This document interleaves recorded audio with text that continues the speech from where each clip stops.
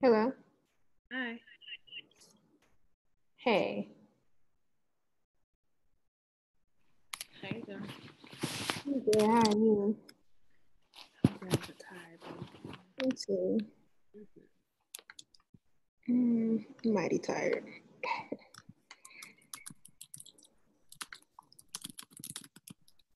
Mm.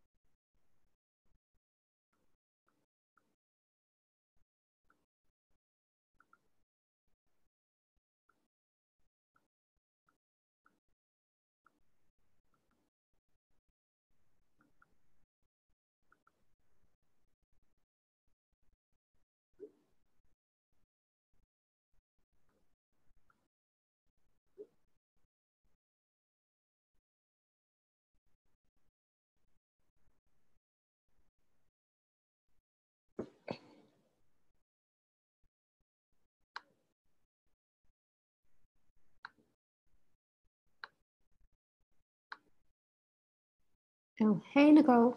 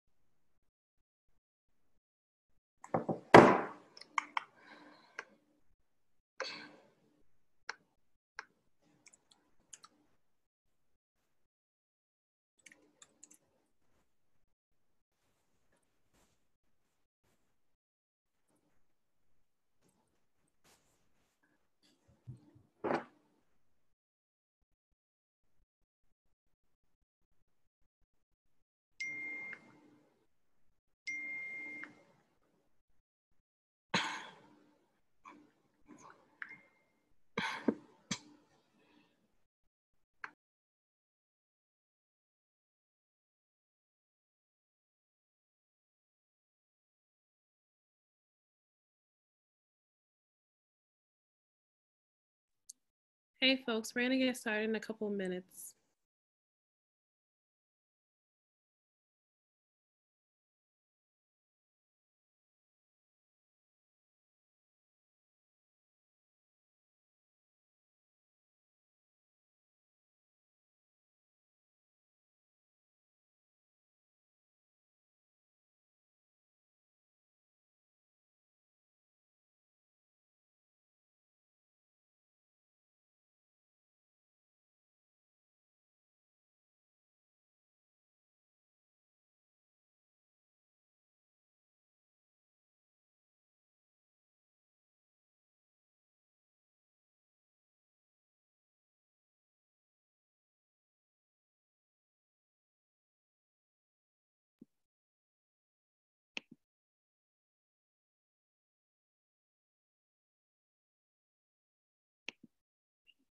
Hey y'all.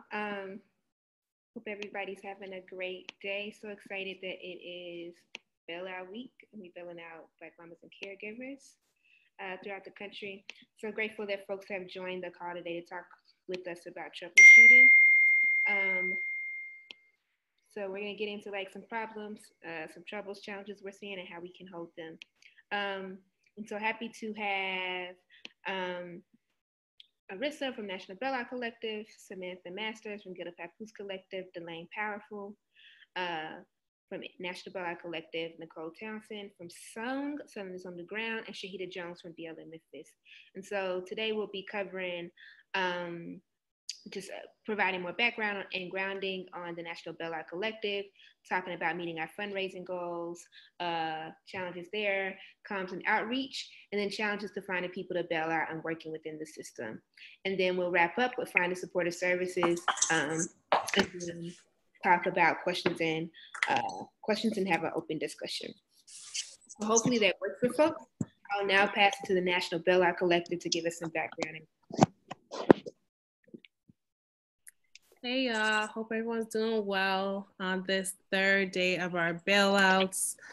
We've been having folks from all over the country just throwing Black mamas and caregivers out, but just like loving up and supporting them and showing them so much just like joy as they're getting out their cages. So I want to give a really brief synopsis of where we're at. We have folks doing bailouts in over 36 cities across the US, and that's ranging from New York to Oakland and LA in California to multiple places in North Carolina, multiple places in Tennessee, Kentucky and Florida and Georgia. So we have folks really all over that are getting our Black mamas out.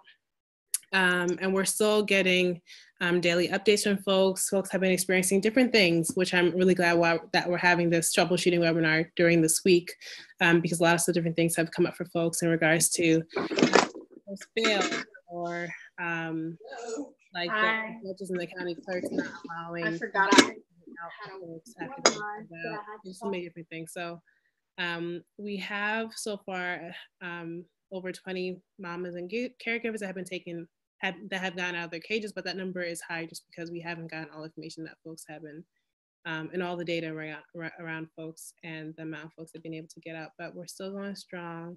We're still definitely also fundraising, and the more money we can get, the more funds we can raise, the more mamas that we can get out, the more that we can distribute funds across the US to local organizers who are doing this work. So yeah. I'll pass it back to Erica. Arissa also just got on. Arissa, I was just telling our folks about the different cities that we have, that folks throwing down across the US, that we have over 20 moms, so that's not the full number of folks that we built out so far. So leaving space for you to add any other background details around the weeks as you like. Yeah, thank you, and apologies for being late. Hey folks, my name is Arissa Hall. Our pronouns are she and her, and I am the project director of the National Bailout. So welcome and thank y'all for joining. I'm sure Delane has said the things, but yes, we are super excited to be bailing out Black mamas and caregivers this year for the third year. In over 35 cities, so it's on and popping. And yeah, like really, really excited to be speaking with y'all and to talk things through. And as Delane shared, we have 20 mamas bailed out thus far, but there's going to be a lot more mamas getting bailed out and free from cages. So very excited for that to be happening. And did y'all do a spiel about who National Bailout is? Oh, yeah.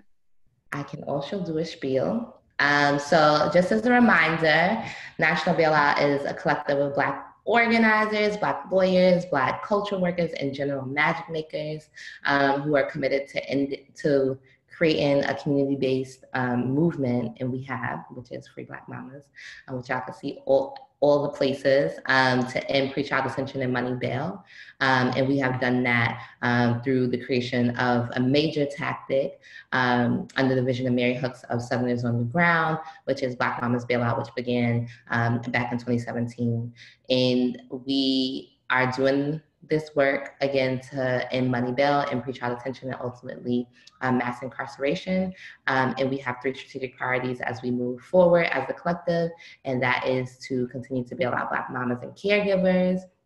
It is also to build a political community with the mamas that we bail out, as we don't see this as simply a direct service, but as an invitation to something larger than ourselves. And that invitation is in basically the journey towards our collective liberation. And we see our mamas and ourselves as comrades in that work, especially as Black people. And we've done that through fellowships, and we'll be popping up a fellowship with the mamas that'll be paid. Hopefully at the beginning of June. And then our third priority has been love leadership, and that's just asserting that as a Black collective doing this work, that we are the experts, and we have all the wisdom to articulate our needs, and those that are closest to the problems are also closer to the ability to mold the solutions. And we've been doing that through these webinars, which we've been hosting and providing technical assistance to folks. And we've also been publishing toolkits, which is Until Freedom Comes. So shout out to Erica Perry, who is our host, who has led us through that toolkit process. And also a report that we have coming out that will be talking about our experiences doing bailouts, what we've learned, and they'll also have some policy recommendations and all kinds of other really good nuggets. But definitely want to shift from things being in our name but without us. So that's the work that National Bailout is doing, in addition to building alternative supportive structures to support our people and to care for our folks outside of these confines that the criminal legal system has built that's based on punishment. So I now will pass it back to Erica Perry to lead us through. Much Teresa and Delane. So just mad love to y'all for holding the National Bar Collective, being our fearless leaders, and leading us through this process. So I'm just so fucking excited because we building our people throughout the country, and it's fucking amazing. So I'm just grateful. So we're gonna start and just dive right in and talk about fundraising. We got fundraising goals, and we have Arissa talking to us about what that looks like. And shout out to Levi too. I'm happy to hear from him as well. But to talk about what to do if we aren't meeting our fundraising goals, just last minute fundraising plans. I know on the last call, folks talked a little bit about we actually want to bail out 5 women, but we've only raised $1,000. And so how do we adapt? What does it look like to both try to meet the goal of bailing out as many Black mamas and caregivers as possible, as we can, but also recognizing sometimes the limitations of our fundraising? Yeah. So meeting fundraising goals is definitely super duper difficult. We as National Bailout have not met our fundraising goal thus far, although we are close. But so shout out to the folks that have been donating and supporting us. I would say to continue to be on social media, continue to really amplify your local bailout efforts to get folks to donate.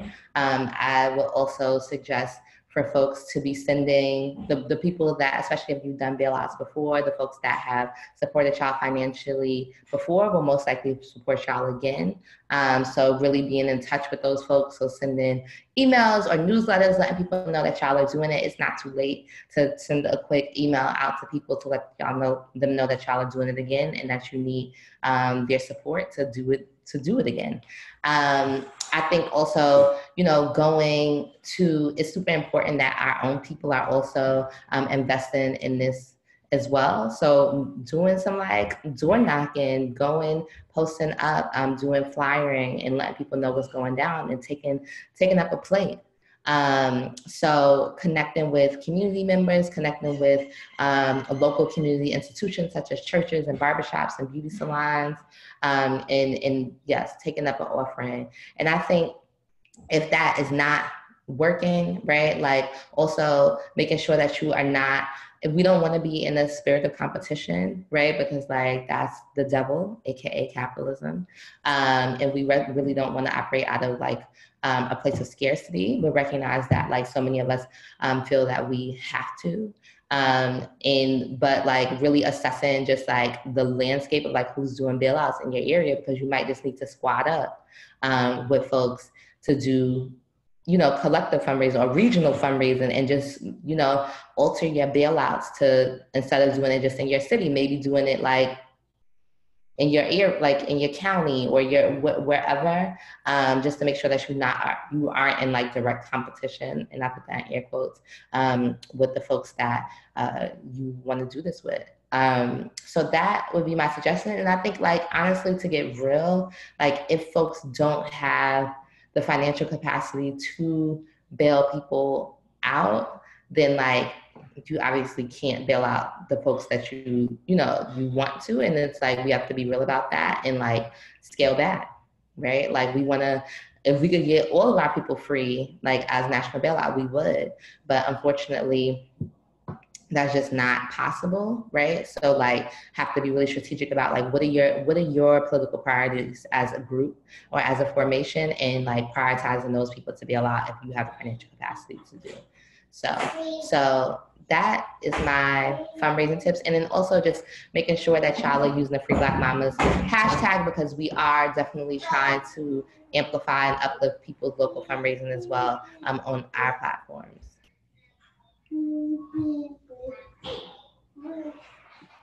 Thank you so much for that, Arissa.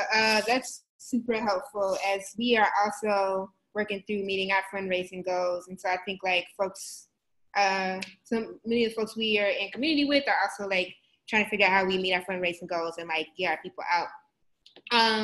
And so now I'll pass it to Shay from BLM Memphis to talk about comms and outreach. And some of the questions that have been coming up here is like addressing barriers to getting the word out in the media and pushing our narrative. And so we know we have a specific narrative around this being a tactic to in our campaigns to end money bail. And I think the other question is just trouble around framing this as a bailout tactic. The media oftentimes wants to tell their own story and wants to frame it a certain way. So how do we continue to like infuse our own messaging?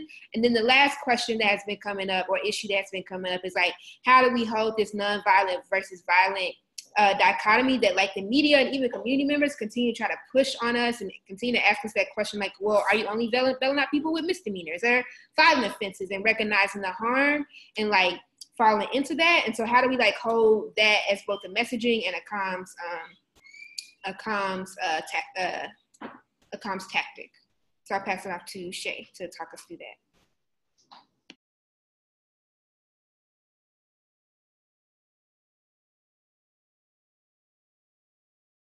And Shay, if you're talking, you on mute. Okay. You hear me now? I'm still driving. Yep. Thank you for taking your time out. I know you're super busy. Bailing people out this week. Okay. So I can just talk about it from the way that I've been handling it for us. And so the narrative that we have gone with about the fact that bail is not about guilt or innocence really carries us through all of that, right? So there's no reason, like all of the other things are still about whether or not you're trying violent versus nonviolent. Well, that's if they're guilty, right? So if bail is not the mechanism for which that is not the mechanism in place to determine guilt or innocence, then those aren't really our questions to hold, right? And so the other reality of it is that we started talking about the fact that bails for, when bails are put in place for people that are deemed a risk, one of those things are not happening as regularly as we think.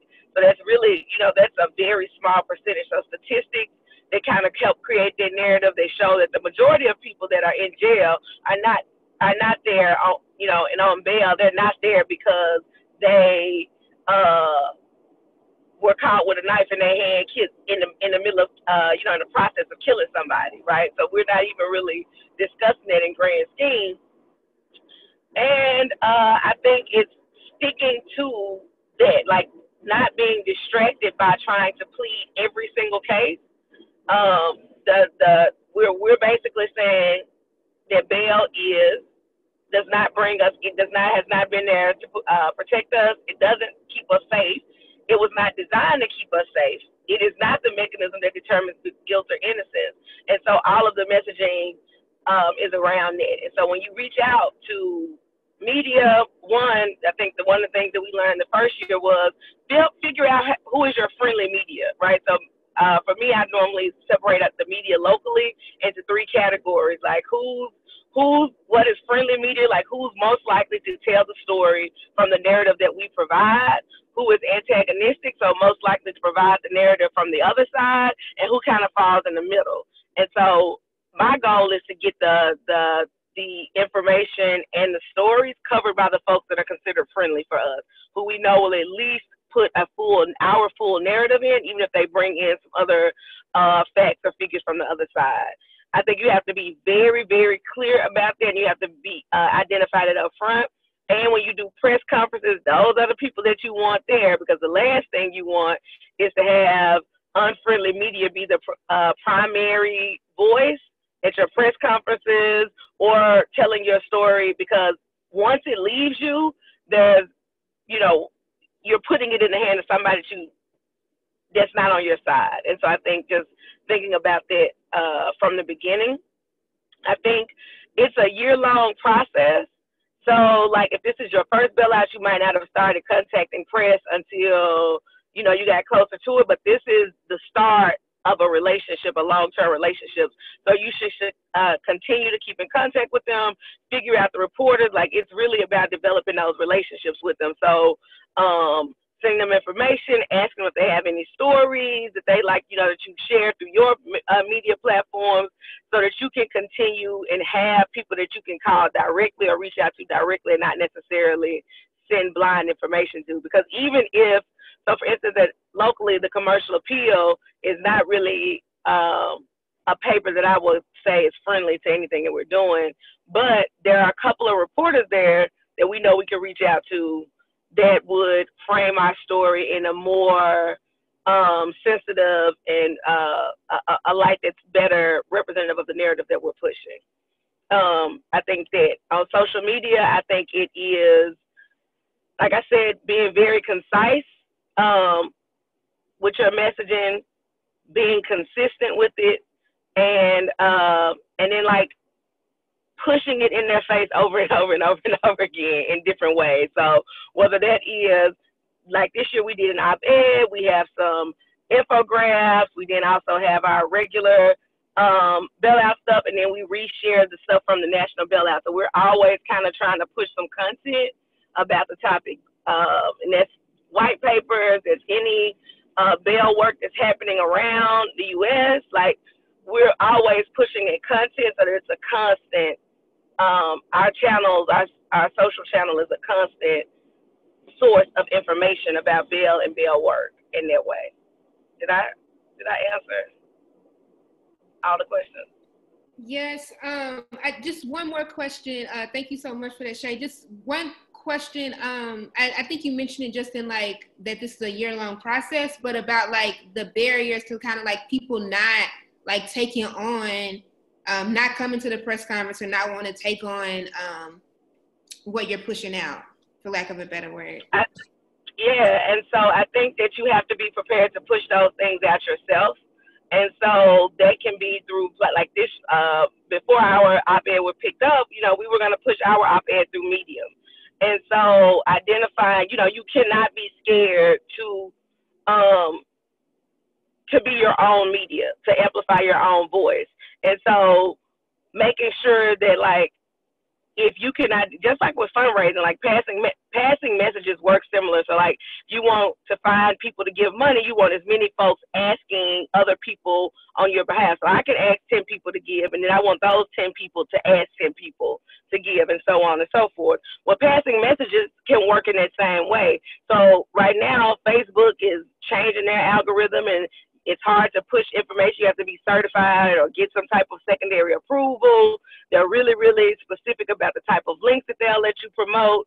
So it really is going back to like this grassroots movement where you have to identify your people and like for real hit them up in their messenger and say, hey, can you push this? Can you post this on your social media for me? Can you post this and say you're in support of this for me?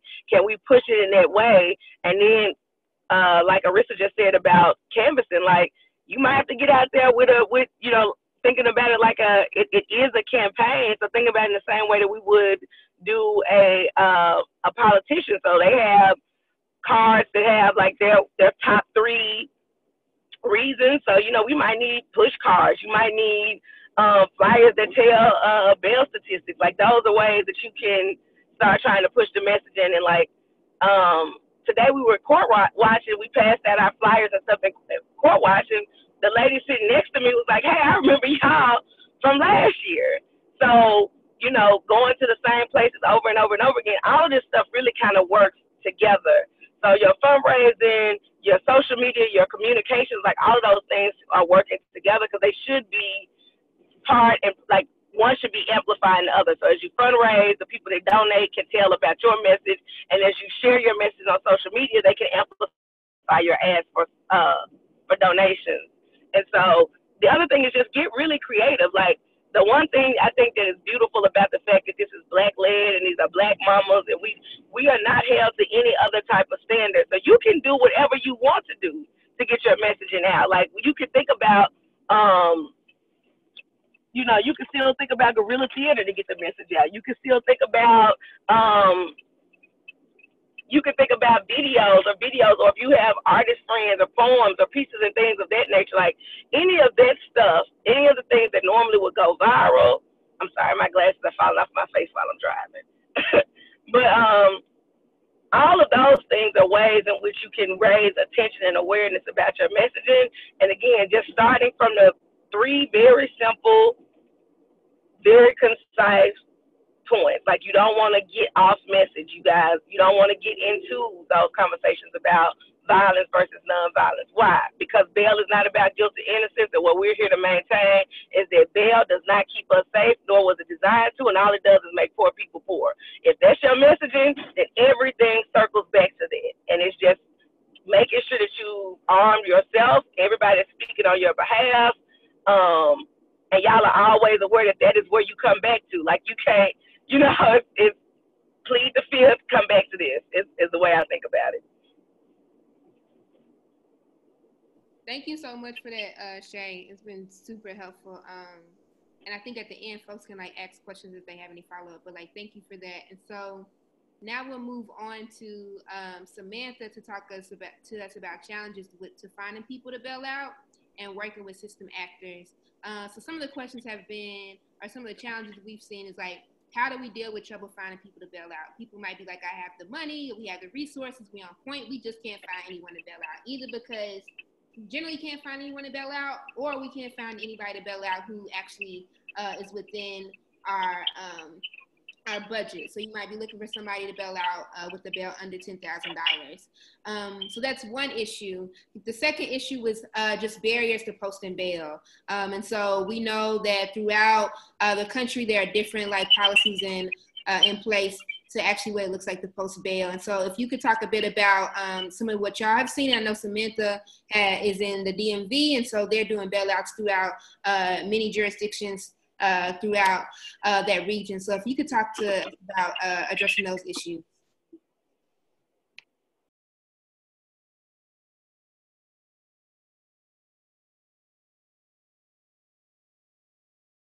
And Samantha, if you're talking, you're on mute. Hello? We can hear you now. Thank you. Hi, y'all. I'm actually at the jail right now with the squad. I was trying to start my video, but I don't know if I can. Could you give me the prompt question one more time? Yes. So we are asking, how do you deal with finding people to bail out? Like, how do you deal with issues around finding people to bail out? Either like folks are having difficulty finding people in general, or they're finding it difficult to find folks who meet their criteria. Folks who are like whose bail might be under $7,000, $10,000. And then I think the other question is like just addressing the barriers to posting bail. And so some issues that might come up is like, oh, well, you have to be a homeowner to post bail. Or what are some other issues we've seen? You might have to have a driver's license to post bail. So I think we've seen a range of issues throughout the country with people attempting to post bail. And so I wanted to know if you could answer those questions, especially since y'all are posting bail in different jurisdictions. Yeah, so I want to thank y'all so much for having us on and for allowing us to kind of share some of our lessons learned, our successes, and sometimes like our not so much successes with this like broader crew. I'm actually joined by Kiana Johnson of Life After Release, who's in coalition with us, Nicole Mundell of Out for Justice. And so as we've been posting bail all week, we have like a lot of lessons learned about how to post bail. So one of the things that we've employed a variety of tactics in order to post bail. We have instituted a hotline, which is an idea we got from Song. We've instituted a hotline so people can call a Google Voice number. It will ring straight to my phone, and I've been doing intake on that Google Voice number. We've worked with we are using the hotline. We are working with the Public Defender's Office. That was our first line of defense.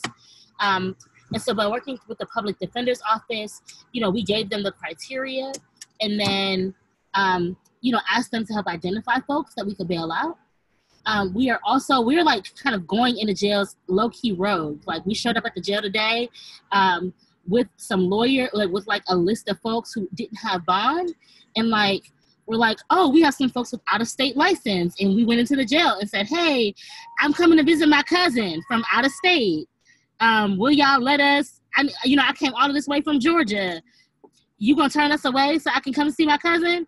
And what we did is we like, put money on folks' books and then shared our hotline number with the folks who didn't have bond, asking them to share the number. And then we're gonna like have a pastor, someone with a pastoral license who's actually formerly incarcerated in the jail we're in right now in Baltimore County.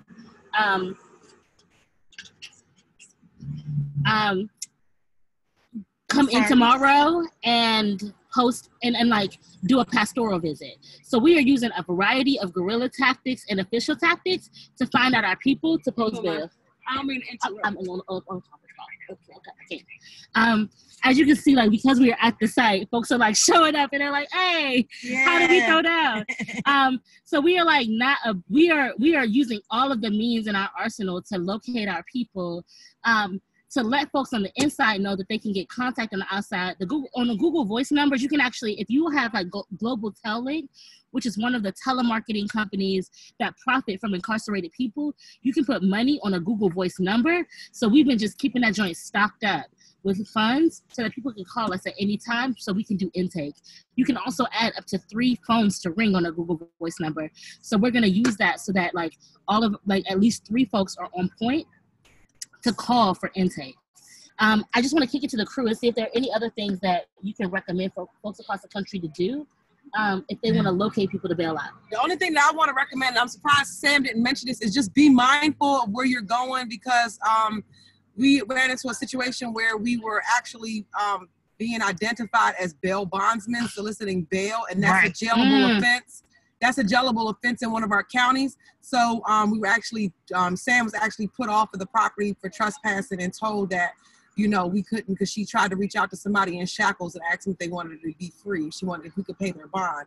And the bail bondsman got upset and basically revoked that person's ability to even have a bond and increase their bond just because we were there. So I just want to lift that up and be mindful that in some cases soliciting bond could be a jailable offense. That's super helpful. Yeah, thank you for that. I'd be interested knowing if those are like offenses in like other places for us to be thinking about. Because we definitely be asking our people if they need bail, which is kind of fucked up that it's like we can't ask them if they need money to get out of jail. But thank you so much, Sam and crew. Thank y'all for just providing your insight and feedback. And so now we'll move on to Nicole. to talk to us about finding supportive services. So how do we deal with lack of supportive services providers? We know that this is something we've seen since 2017, where the infrastructure just doesn't exist. How do we deal with last minute surprises? I know we talk to people and they're like, oh, we got housing. And then we get to the homecoming and they're like, actually, no, we need a house. And then also. Nicole from Baltimore or another Nicole? Oh, okay. Oh, yeah, sorry. Nicole from Southerners Underground. But shout out to y'all, Nicole Baltimore. And then how do we deal with issues? And then how do we deal with issues funding supportive services with very limited budgets? So I'll pass it to you, Nicole. Hey y'all. Yeah, so supportive services. So I think one thing that we have been doing at Song is trying to identify a case manager as soon as folks make the decision that they want to do a bailout. And the ask has been the case manager start early in the process to find resources in the community and also find backup plans. Because like you said, we could run into we've run into situations where we've had housing lined up and then people will flip the script when they find out what we're doing and what more about the action. And so the ask has always been that folks try to find as many possibilities and backup plans so that if something does fall through, we can be like, okay, cool, we got another backup plan. And then I know a lot of things are just going to come the day of. I think that's the nature of the action. And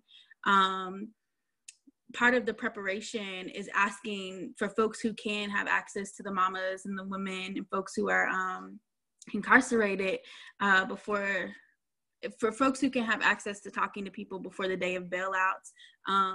We ask them, what do you need when you get out, so that we can prep as much as possible. Some people just need a pack of cigarettes and some people actually need somewhere to stay. So knowing that beforehand has been helpful, but we also know that the day of, folks who show up to throw down on the bailout, the ask is that you're also showing up to put in work if needed. So if some things fall through, I think we've just been using the method of like literally pick up your phone and call through your contacts and ask. We're still trying to figure out and navigate like social services, because a lot of the people who are holding down the role are community members who are just like, I have connection to resources, or I'm knee deep in community and know folks well. And so it's just been a learning lesson of asking folks what they need beforehand, and preparing as much as possible, starting the process way before and having backup plans. I think what has helped us specifically in Asheville has been like, as far as housing, has been connecting with families and asking families, like, where can this person go if you don't want them at your home? Like, what are the other options? Are you willing to help support us in finding this person somewhere to stay? Also, a lot of like our white liberal allies are Airbnb owners. And so the ask of them is like, provide housing for folks until we're able to find something that's long-term. Thank you so much for that, Nicole. I know you mentioned some other folks from your crew want to talk, so.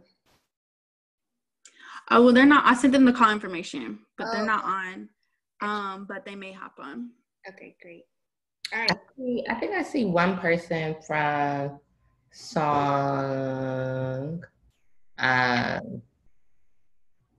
Sharazar. I don't know if Sharazar wants to speak from Song. You can raise it. Yep. Hey, Sharazar. Hey, y'all. Can y'all hear me? Yes. Hey. Great. Amazing. I'm literally just sitting down to eat for the first time today. Thanks to the call that we had with MBO. Yesterday, we got some further clarity about, like, yeah, we really, really need to make contact with folks before we're bailing them out. So we've bailed out 2 2 mamas that we had contact with, and we had 2 people that we hadn't had contact with.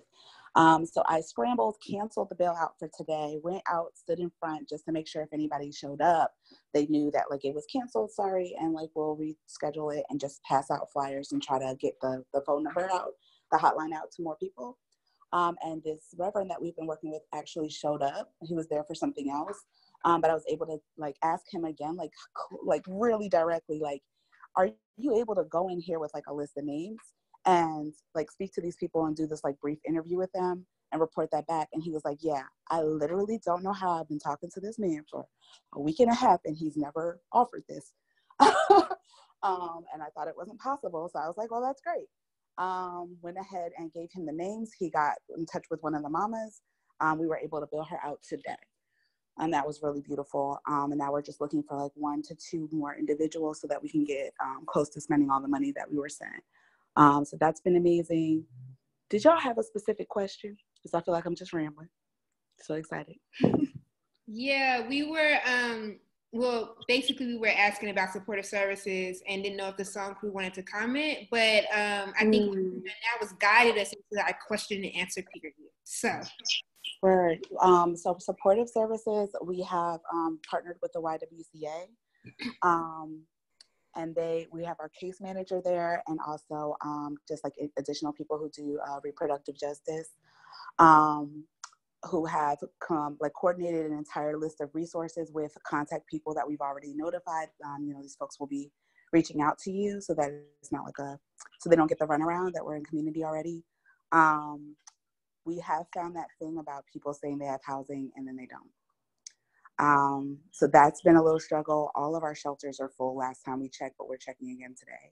I think having that case manager and having Nubian really guide those folks took a lot of pressure off of like other folks, coordinators and stuff, so that we didn't have to train them. So they came super ready with like their binder together and everything. And they've been wonderful, like sitting with folks and interviewing them. So that's been great. Thank you so much, Sherazar. I appreciate that. And so I think now we'll move into the questions and open discussion. It looked like Arissa. Sam wanted to say something and then we can move to questions. Sam, are you still there? So it was actually Nicole who had something to offer about housing and supportive services. So did you want to offer something? Mm-hmm. Hey, ladies, folks. Sorry. So what we have ran into some challenges for housing because we are providing this 90-day wraparound support for the women. For the folks. For the caregivers, mamas and caregivers. All right, y'all. I'm working on it. So what we did was we went and contacted every city or state should have like a housing community development office. And that housing community development office here in Baltimore, they handle like emergency evacuations, they handle fires, like stuff like that, where people have to evacuate their houses immediately. And because they're city residents, the community housing department for community development will place them in temporary housing. So what we did was one of our members sent the email to him because we have a prior relationship, sent an email saying, hey, you already know the work that Out for Justice does here in Baltimore. This is our goal. We're trying to get housing for these women for the next 90 days. Can you either donate a couple hotel rooms? Because they have a list of hotels and motels that they partner with and pay for this emergency housing for city residents. So we asked them to either put up a couple of rooms for us and or get us that housing list and refer us by saying like, you help us get a discount on the rooms. So that's pretty much what we did. We contacted those areas. We also contacted drug treatment programs because some of our folks may have some drug, alcohol, mental health issues. So we have commitments for about, now we got a 4-bed commitment for those women who want to, for mamas who want to receive that help. And those drug treatment programs are equipped to deal with our folks from the LGBT community, and they're very like knowledgeable about what their needs are. And so, yeah, we got some commitment bids from some drug treatment facilities. And they're actually, instead of making us pay, I didn't tell you this, Sam, but they're not gonna make us pay the minimum $25 a day. Oh, damn. Hey. Yeah. So like those are, you can also like hit myself up and I can connect you with Nicole in Baltimore, not Nicole in Song. You know, we are recognized we're in the mid-Atlantic, so like the resource density may be a little different. Yeah. So I don't know how this is gonna look for folks in the South, if it like looks similarly or differently, but we're definitely down to help share strategies and tactics and what's worked for us and what hasn't.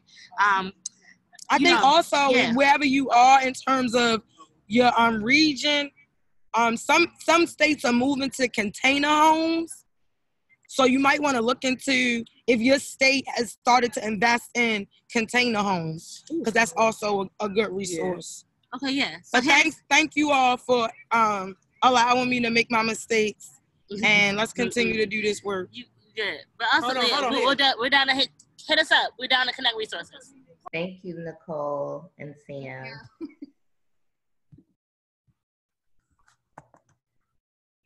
All right, so we're gonna do questions. The first hand I saw was questions and discussion with Chanel, and then I see James.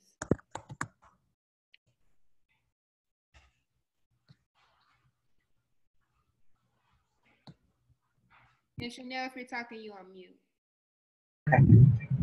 Okay, can you hear me now? Yep. Okay, cool. Hey y'all, how y'all doing? So basically, Black Lives Matter Louisville organizes the Louisville Community Bail Fund, and we did that at the urging of our lawyers who were telling us about people who were on pretrial detention, but certain cases where we're in Kentucky, they just fuck boys. And so long story short, the bailout that we were going to do was working with one of our public defenders, and he let us know this week that it switched to someone else, and he was excited because he knew that her time would be minimized if we got her out.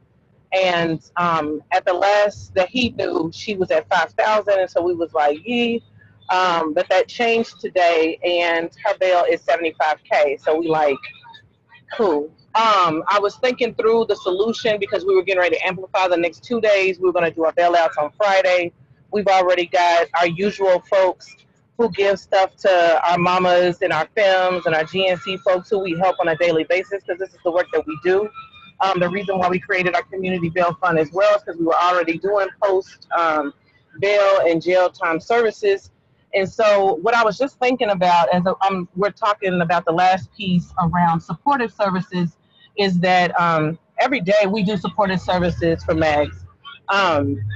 And so if anybody, since we can't do our bailout, we could find another one, but we're also dealing with a situation where the last abortion clinic protester, one of those anti-choice protesters, is trying to get felony charges on a Black woman who was leaving the clinic. So we're in a bit of a pushing to make sure she has funds too. I can get the folks that I do this work with daily for supportive services to support those who may have issues with supportive services. We can use our funds that we've raised, and I'll hit up my teams. They're across the nation. And see if we can't raise more funds to support them to do some of the things that people are looking at, especially around housing. A lot of our housing work is just making sure we can cut deals with people. We can fuck over the slumlords and get, a free stay or pay people's rent up to 6 months, which is what we're doing for our mama in Nashville. We've done a few times. So I'm gonna talk to them about that, but I think that's the solution that I can offer, because I feel like it's just too short of time for him to find someone else, which I know that he probably can, but I think he wants us to really support this case, because this is another injustice where they just keep piling on this time for our people. In Kentucky jails right now, y'all, the prison system, toxic is not even a word. They shut them down at one point in time where nobody could even go get in, and that was all of them. So it's been crazy for the last 2 years here in Kentucky. And I think that might be the best choice that we can do for the funds that we raise. Thank you so much for that, Chanel. And how can folks contact you? They can hit me up by my number 502-876-7148, and I'll put it in the email. In the chat. Yeah, I couldn't even. I know I'm sitting over here like this. And then people can email me too. The email that I answer all the emails, but the email that I answer the most, I'm gonna put that in the chat too. But it's CHELM416@gmail.com. Thank you so much. I can do it. I'll put your number in your email. Do it. Okay, thank you. Thank you, Chanel. So now we'll go to James.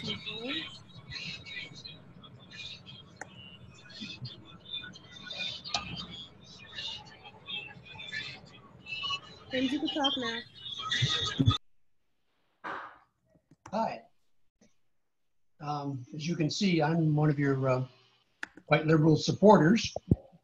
I'm with the UU Church in Sarasota, Florida, and we have a bail project that we just started. Our social justice committee started, and we've raised $1,700 so far. We're working with Black Lives UU, which was formed a year ago at our national convention. We have one member of our congregation who is Black, who is involved in Black Lives UU, and she's involved in this bailout project too, but she couldn't be on the phone here tonight. Her name is Sharon Howard. We thought we were off to a fairly good start. We did identify this week a Black mama with 5 children who had $1,500 bail, and we got the cash together and ready to go bail her out. And yesterday we discovered, just as we were getting ready to go post the bail, the bond, she was let out automatically somehow. We don't even know yet exactly how, but she was let out on ROR. So we're happy about that, of course. Good to see her out. But now we've got to start over again, finding somebody else. And we've had a lot of trouble finding people with bail in the $1,500 range and lower. We found several who have $500 bail, but most of them are white. The ones who were, one I think we found was Black, and she also had already been bailed out by the time we were able to contact her. So we're trying to figure out what to do next.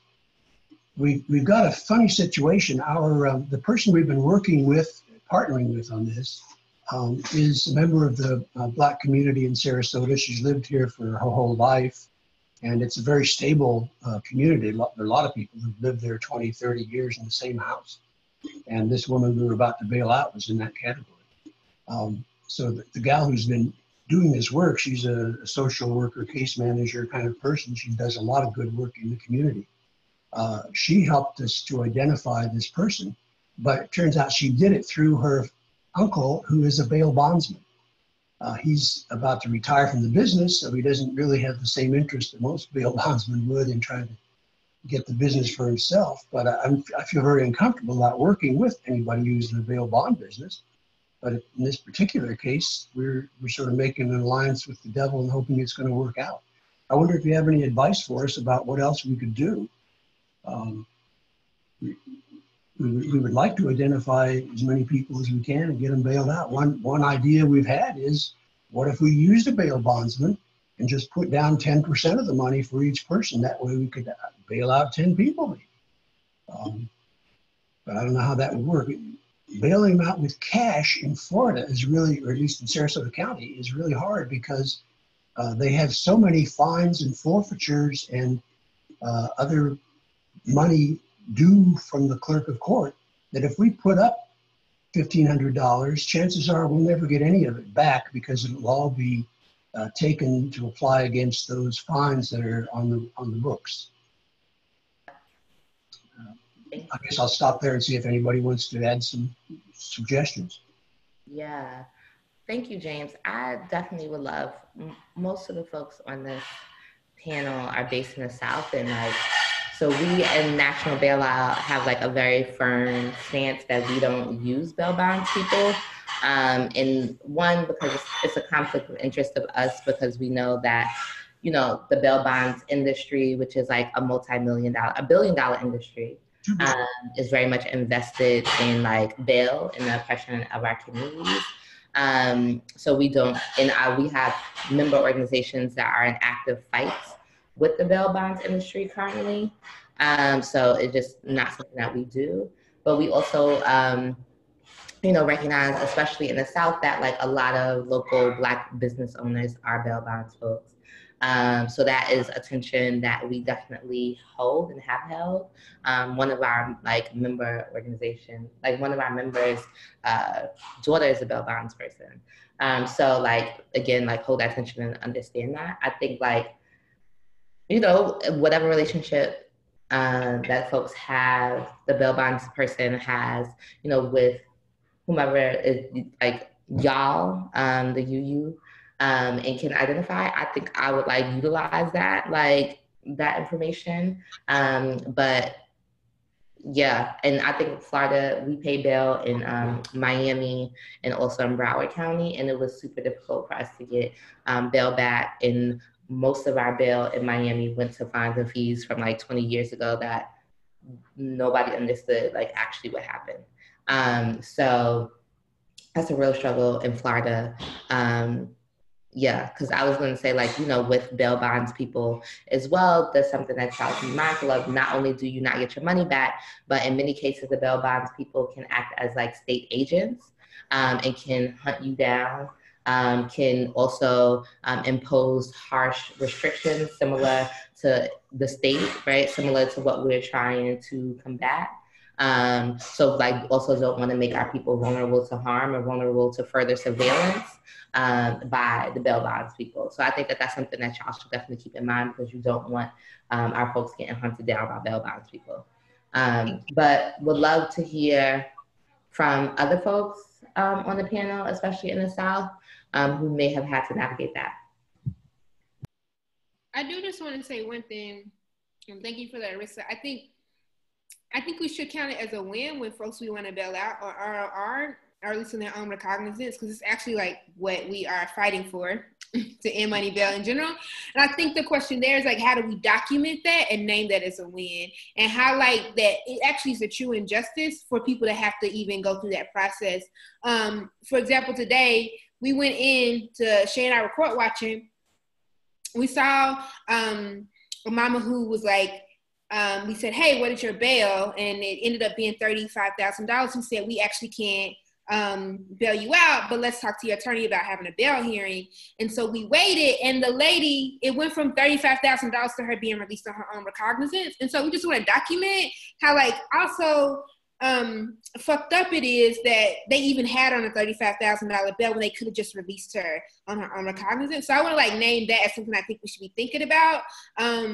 And then I think the other question, I would just totally agree with what Arissa said about just holding that line of not using bail bondsmen. But I think the question you had is can we ask the bail bondsman for names? Which seems a little bit different than going through a bail bondsman to pay the actual bail. And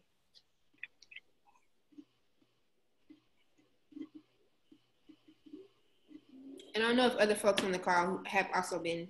Shay, I think your phone is on. Off mute. It seems like I wanted to say, I think as far as the documenting piece, I think it's important for us to, one, I think how we tell it as a win is we reach out to those folks and we ask to tell their story, and we share their story as part of the folks and part of the work that we're doing. Because the other thing is I don't know about other places from outside of Memphis, but we don't have comprehensive bail statistics and research, right? So we need proof that these things are happening. And so these are things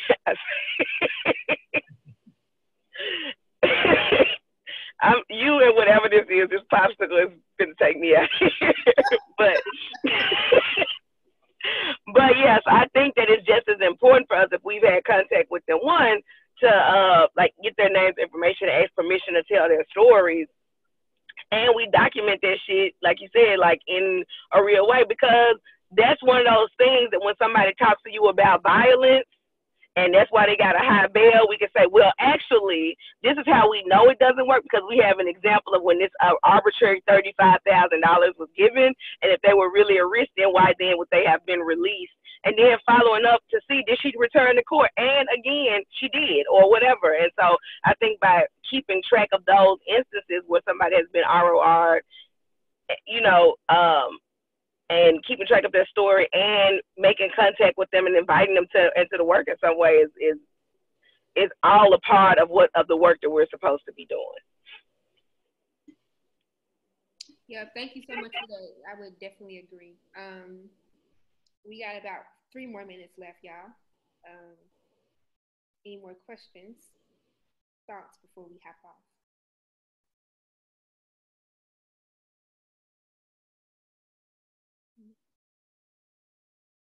Wonderful. All right. So I'm gonna pass it back to Arissa to close us out of our favorite week of the year, Bailout Week. Thank y'all so much for joining us, especially during Black Mamas Bailout Week, Free Black Mamas Week. As long as Black Mamas is in there and we talking about freeing them or bailing them out, it works. So thank y'all for joining us during this week. As we shared earlier, we have bailed out about 20 mamas and caregivers thus far. We will be bailing people out all throughout the week, even moving into next week, in over 35 cities. We are here, and yeah, we're super excited. And please be in touch. I will put just our general email here if you have any general questions and want to be in contact with us. Next week, we'll be doing a recap of the bailouts, like what actually happened, what went down, what have we been seeing. But please feel free, make sure if you're doing your own bailouts to be tagging Free Black Mamas. If you want to support our work and doing our bailouts, you can donate at nationalbailout.org. And I think that's all I have. But yes, happy Black Mamas Bailout Week. And definitely check us out on our social media handles and all of that. And please be in touch if y'all have any questions. That's all I got. Thank you. Peace. Also, we are on the Shade Room, just for y'all to know. It's a big deal for me. Cool. Peace, y'all. Bye.